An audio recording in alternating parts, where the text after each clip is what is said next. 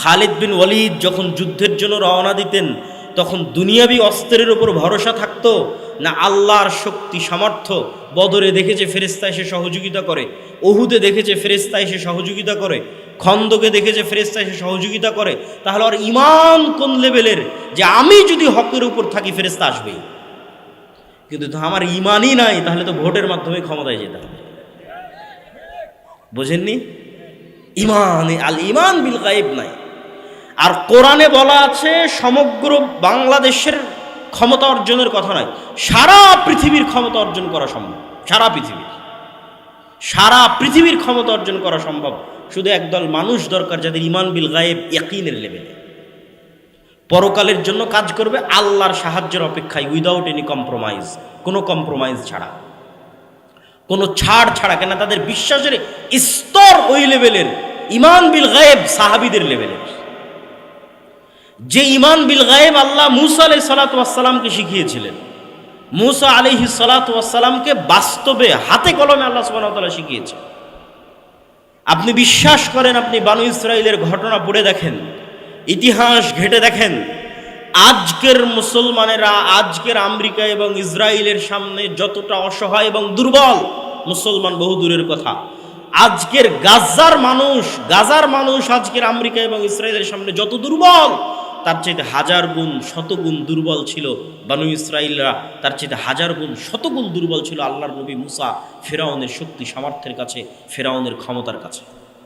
তাহলে মুসা কি দিয়ে বিজয় অর্জন করেছে? দুনিয়ার লজিক দিয়ে নয়, দুনিয়ার কার্যকরণের সূত্র দিয়ে মুসার বিজয় সম্ভব নয়। মুসা যদি চেষ্টা করে যে আমি দুনিয়াবি মাধ্যমে বিজয় অর্জন করব, তাহলে ফেরাউনের সাথে কম্প্রোমাইজ করতে হবে, কোনো রাস্তা নেই।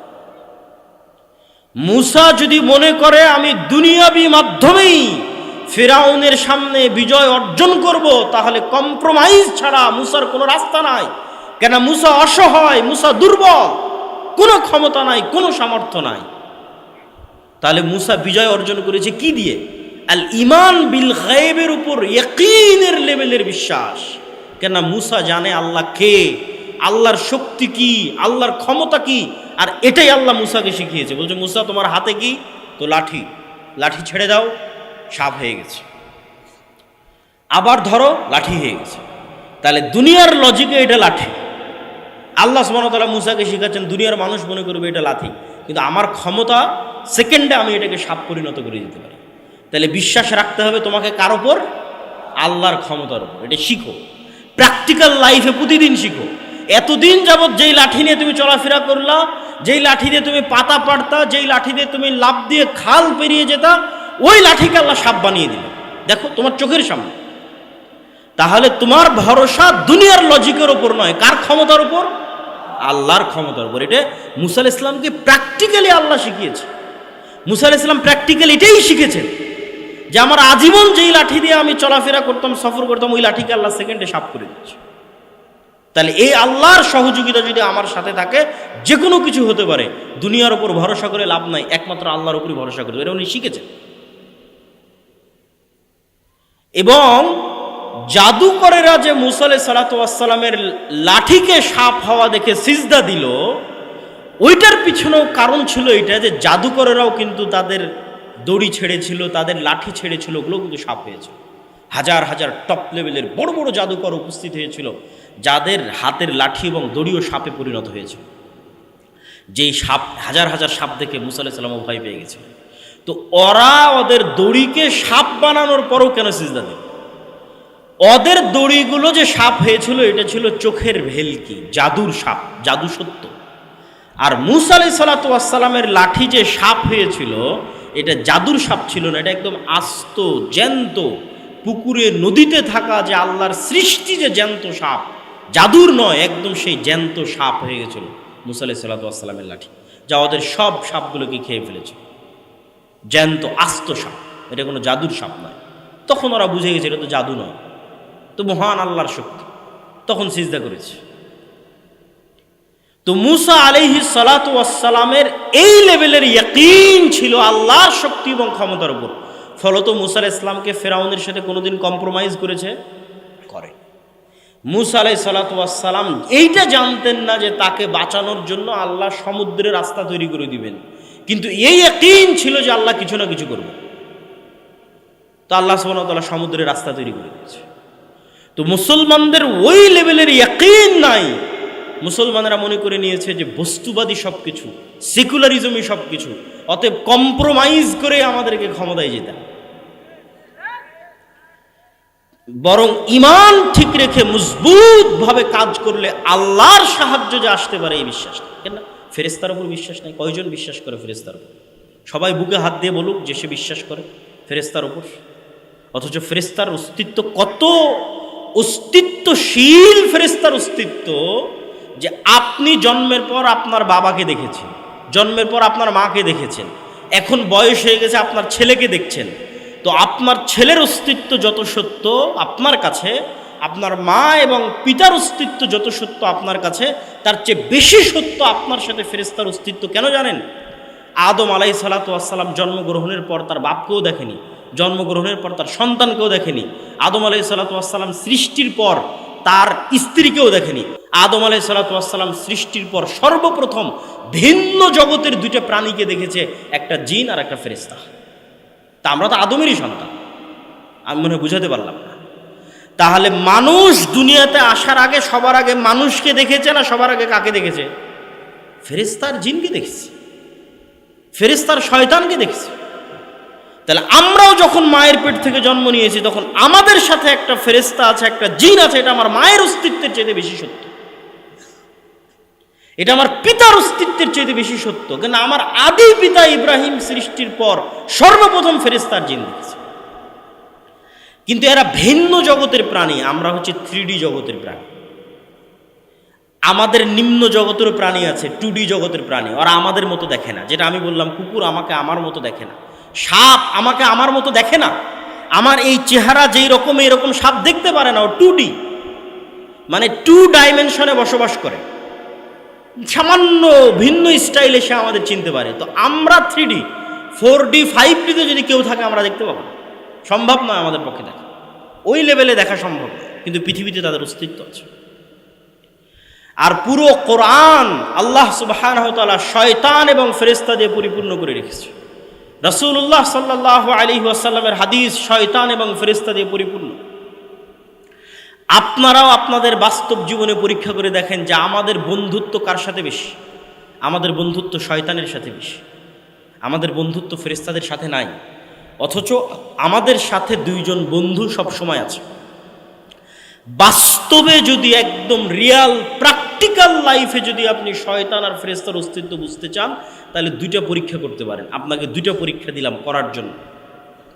যেই 2টা পরীক্ষা বাস্তবে পরীক্ষা করার মাধ্যমে আপনি দেখবেন যে হ্যাঁ পৃথিবীতে শয়তানের অস্তিত্ব আছে, বাস্তবে পরীক্ষা করে দেখবেন যে হ্যাঁ পৃথিবীতে ফেরেশতার অস্তিত্ব আছে এবং আপনার মা বাবার অস্তিত্বের চাইতে বেশি সত্য।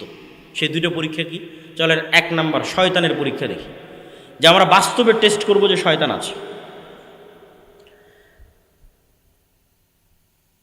কোনো একদিন খুব শক্ত নিয়ত নিয়ে, দীর্ঘ প্রস্তুতি নিয়ে 2 রাকাত সালাত আদায় করবেন, অজু করে সুন্দর জামা গায়ে দিয়ে নির্জন ঘরে।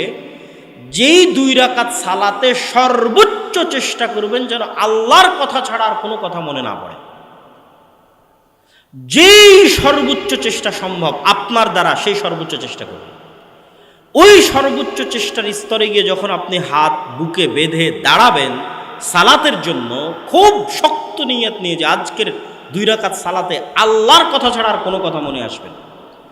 আপনি এত সজাগ থাকার পরও, জেগে থাকার পর, আপনি জেগে আছেন, সজাগ আছেন, সিদ্ধান্ত নিয়ে আছেন যে আল্লাহর কথাই মনে থাকবে, তারপরও দেখবেন 5 সেকেন্ডের মধ্যেই আপনার দুনিয়ার চিন্তা শুরু হয়ে গেছে। এবং 5-10 সেকেন্ড চলার পর হঠাৎ করে আপনার মনে হচ্ছে আরে আজকের সালাত তো আমি সিদ্ধান্ত নিয়ে শুরু করেছিলাম যে দুনিয়ার কথা মনে করব না, কিভাবে মনে পড়ে? তাহলে আপনার শরীরের মধ্যে একটা আপার লেভেলের মেশিন আছে, অনেক উন্নত প্রযুক্তির মেশিন। এইটা এই মোবাইল নয়, কেন এই মোবাইল দিয়ে মানুষের সাথে মানুষের যোগাযোগ হয়, এর চাইতে কত হাজার লক্ষ কোটি গুণ ডেভেলপ মেশিন মানুষের শরীরের মধ্যে রাখা আছে, যেটা সায়েন্সের টেকনোলজির পক্ষে ধরা সম্ভব নয়। ওই মেশিন কেন এত আপার লেভেলের? ওই মেশিন শুধু মানুষের সাথে যোগাযোগ তৈরি করে না, ওই মেশিন ভিন্ন জগতের দুইটা প্রাণীর সাথে যোগাযোগ তৈরি করে, শয়তান এবং ফেরেশতার সাথে যোগাযোগ তৈরি করে। সেটা হচ্ছে মানুষের কলব, সেটা মানুষের মন, সেটা মানুষের হৃদয়, সেটা মানুষের নফস, সেটা মানুষের রূহ। এটা অস্তিত্বশীল। আপনার নিজের এত চেষ্টা থাকার পরও আপনার অন্তরকে টান দিয়ে নিয়ে চলে যাবে। রাসূল সাল্লাল্লাহু আলাইহি ওয়াসাল্লামের হাদিসের ইবারত ইখতালিসু শয়তান, ইখতিলাসুন ইখতালিসু শয়তান। সালাতে দাঁড়ালে মানুষের অন্তরকে শয়তান এভাবে ছিনিয়ে নেয়। এটা তো আপার লেভেলের মেশিন, এর সাথে দুই জগতের দুই প্রাণীর যোগাযোগ আছে, ফেরেশতার যোগাযোগ আছে, শয়তানের যোগাযোগ আছে। বাস্তবে পরীক্ষা করে দেখবেন যে আপনার কন্ট্রোলের বাইরে যায় কিনা, আপনি কন্ট্রোলে রাখতে পারেন কিনা, তখন বুঝবেন যে না, শয়তানের অস্তিত্ব আছে। এবার ফেরেশতার অস্তিত্ব কেমনি বুঝবেন? প্র্যাকটিক্যাল লাইফে চেষ্টা করে যে ফেরেশতার অস্তিত্ব বুঝতে চাই। ফজরের সালাতে ঘুম থেকে ওঠার জন্য কত মোবাইলের অ্যালার্ম দিচ্ছেন, তাই না? এবার আপনাকে আমি দেখাবো ফেরেশতা আপনাকে ঘুম থেকে উঠিয়ে দিবে ফজরের সালাতে, ফেরেশতার অস্তিত্ব প্রমাণের জন্য। ফেরেশতা আপনাকে ফজরের সালাতে ঘুম থেকে উঠিয়ে দেবে। দুবাইয়ের যদি বিমানের টিকিট থাকে বা যদি ট্রেন থাকে ঢাকা, রাজশাহী, সিলেটের উদ্দেশ্যে সকাল 6টায়, তাহলে যেই রকম শক্ত নিয়ত থাকে যে কালকে ট্রেন মিস দেওয়া যাবে না, অথবা এসএসসি এইচএসসির পরীক্ষা থাকলে যেমন শক্ত নিয়ত থাকে সকাল 8টায় পরীক্ষা আছে, মিস দেওয়া যাবে না, ওর চাইতে আরও মজবুত নিয়তের যদি কোনো জায়গা থাকে তাহলে সেই লেভেলের মজবুত নিয়ত করেন যে কালকে ফজরের সালাতে উঠতে হবে। আমি যদি বুঝাতে না পারি সেটা আমার ব্যর্থতা। তথা বিমান ধরার লেভেলের যেই নিয়ত, ট্রেন ধরার লেভেলের যেই নিয়ত, পরীক্ষার হলের পরীক্ষা ধরার যেই লেভেলের নিয়ত, তার চাইতেও যদি বেশি লেভেলের কারো নিয়ত করার সক্ষমতা থাকে তাহলে সে নিয়ত করুক যে কাল সকালে ফজরে উঠতে হবে। কোনো অ্যালার্ম দেওয়ার দরকার নাই, কোনো মানুষকে বলার দরকার নাই যে আমাকে ফজরে ঘুম থেকে উঠিয়ে দিও, কোনো বাবা মা বন্ধু বান্ধব কাউকে বলার দরকার নেই। কেন? পৃথিবীতে তো আল্লাহর ফেরেশতা আছে। আপনি কেন বিশ্বাস করেন না যে পৃথিবীতে আল্লাহর ফেরেশতা আছে? আল্লাহর ফেরেশতা আছে। 24 ঘন্টা মুমিন বান্দাদের সহযোগিতা করার জন্য আল্লাহর ফেরেশতা আছে, 24 ঘন্টা। আপনি শক্ত নিয়ত করে ঘুমিয়ে যান, আপনাকে ঘুম থেকে উঠিয়ে দেওয়ার জন্য আপনার কাঁধের পাশে ফেরেশতা বসে আছে, ওটা উঠিয়ে দিবে। কিভাবে উঠিয়ে দিবে সেটা ফেরেশতার দায়িত্ব। আপনি পরীক্ষা করে দেখেন কেমনে আপনাকে ফেরেশতা উঠিয়ে দেয়, তার জন্য কিভাবে পরিবেশ তৈরি করবে সেটাও ফেরেশতার দায়িত্ব। এরা নূর। পৃথিবীর সব কাজের আড়ালের যে পর্দা আছে সেই পর্দা হচ্ছে ফেরেশতা। এটা চোখে দেখা যায় না, এটা বাস্তবে প্র্যাকটিক্যাল লাইফে ফিল করেন। আপনাকে ঘুম থেকে উঠানোর জন্য এখন আপনার বাচ্চাকে কাঁদাবে, আপনাকে ঘুম থেকে উঠানোর জন্য এখন বিদ্যুৎ চলে যাবে, আপনাকে ঘুম থেকে উঠানোর জন্য জোরে ঝাপটা বাতাস এসে আপনার বাড়িতে লাগবে, আপনাকে ঘুম থেকে উঠানোর জন্য কোথাও আপনাকে মশা কামড় দিবে, কি আপনাকে ঘুম থেকে উঠানোর জন্য সরাসরি এতদিন কোনোদিন ফজরের আজান আপনার কানে যেত না, আজকে ফজরের আজান আপনার কান দিয়ে ঢুকে একদম হৃদয়ে গিয়ে লাগাবে, সেটা করার জন্য আল্লাহর ফেরেশতা আছে। আপনি সকালে ঘুম থেকে উঠে যান। আল্লাহর ফেরেশতার অস্তিত্ব রিয়াল লাইফে যদি অনুভব করতে চান, একটা কাজ দিলেন, তো ফেরেশতাদের সাথে বন্ধুত্ব করতে হবে, শয়তানের সাথে না। ফেরেশতাদের সাথে বন্ধুত্ব এবং শয়তানের সাথে বন্ধুত্ব দুইটা পরস্পর বিপরীত। কোরআনে হাদিসে এই পরস্পর বিপরীতে পরিপূর্ণ। বাড়িতে প্রবেশের সময় বলছেন আসসালামু আলাইকুম, তাহলে শয়তান পালিয়ে যাবে, কে ঢুকবে? ফেরেশতা ঢুকবে। একটা আর একটার বিপরীত। যেখানে শয়তান আছে ওখানে ফেরেশতা নাই, যেখানে ফেরেশতা আছে ওখানে শয়তান নাই। খাওয়ার সময় বিসমিল্লাহ বলবেন না, তাহলে কে খাবে? শয়তান খাবে। আর বলবেন তাহলে ফেরেশতার সাথে থাকবে, বরকত এবং রহমত হবে।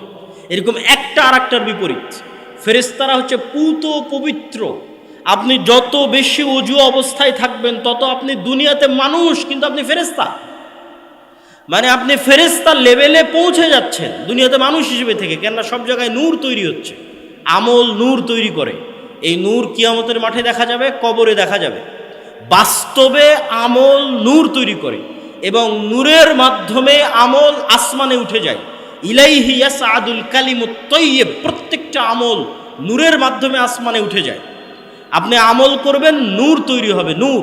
ওযু করবেন, নূর তৈরি হবে। এই নূর কিয়ামতের মাঠে দেখা যাবে, প্রজ্বলমান থাকবে মানুষের নূর।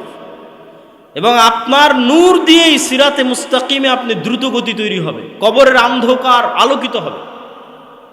সম্মানিত উপস্থিতি, তাহলে শয়তান এবং ফেরেশতা পরস্পর বিপরীত সৃষ্টি। এবং একটা আর একটার শত্রু হিসেবে কাজ করে। মানুষের সিদ্ধান্ত নেওয়ার দায়িত্ব, মানুষ ফেরেশতার সাথে বন্ধুত্ব স্থাপন করবে না শয়তানের সাথে বন্ধুত্ব স্থাপন করবে। যদি ফেরেশতার সাথে বন্ধুত্ব স্থাপন করে, নেককার বান্দাদের অন্তর্ভুক্ত হয়ে ফেরেশতাদের চেয়েও শ্রেষ্ঠ হয়ে যাবে, ফেরেশতাদের চেয়েও শ্রেষ্ঠ স্তরে পৌঁছে যাবে। কেননা মানুষ তো এমনি ফেরেশতাদের চেয়ে শ্রেষ্ঠ। তাহলে কিছু আমলের কথা আপনারা মনে রাখবেন, অসংখ্য আমল আছে, কিন্তু কিছু আমলের কথা মনে রাখবেন। যেমন দুই একটা উদাহরণস্বরূপ বলি।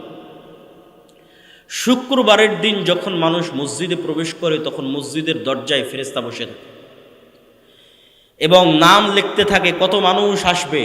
খতিব সাহেব খুতবা শুরু করার আগ পর্যন্ত, মিম্বারে ওঠার আগ পর্যন্ত ফেরেশতারা লিখতে থাকে।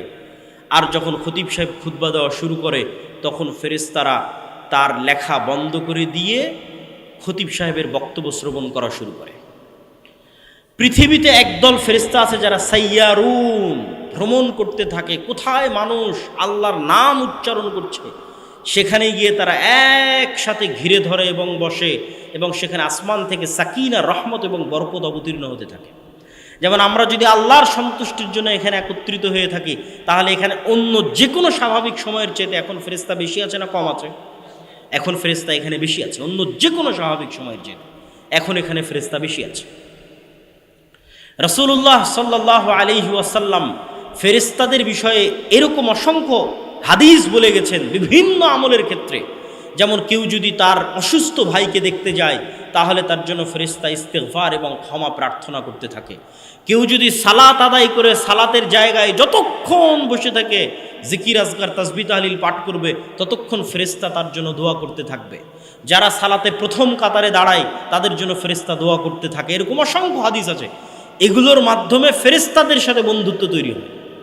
আপনি আপনার সাথে ফেরেশতাকে দেখেও ফেলতে পারেন, অসম্ভব কিছু। ফেরেশতার আলামত এবং অস্তিত্ব অনুভবও করে ফেলতে পারেন, অসম্ভব কিছু। রাসূলুল্লাহ সাল্লাল্লাহু আলাইহি ওয়াসাল্লামের একজন সাহাবী রাতের বেলা কোরআন তেলাওয়াত করতেছে, সহিহ হাদিস। তো ঘোড়ার আস্তাবলের পাশে কোরআন তেলাওয়াত করতেছে। তো কোরআন তেলাওয়াতে ঘোড়া এমনভাবে লাফানো শুরু করেছে যে ওই সাহাবী বলছে যে আমার বাচ্চার উপর ঘোড়া উঠে যেতে পারে, এই ভয়ে আমি তেলাওয়াত বন্ধ করে দিলাম।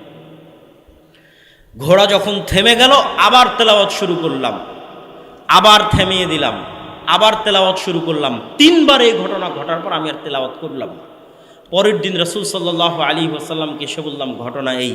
রাসূল সাল্লাল্লাহু আলাইহি ওয়াসাল্লাম বললেন, তোমার তেলাওয়াতে ফেরেশতারা একত্রিত হয়েছিল। আল্লাহু আকবার। ওই ফেরেশতাদেরকে ঘোড়া দেখতে পাচ্ছিল, এই জন্য সে লাফাচ্ছিল।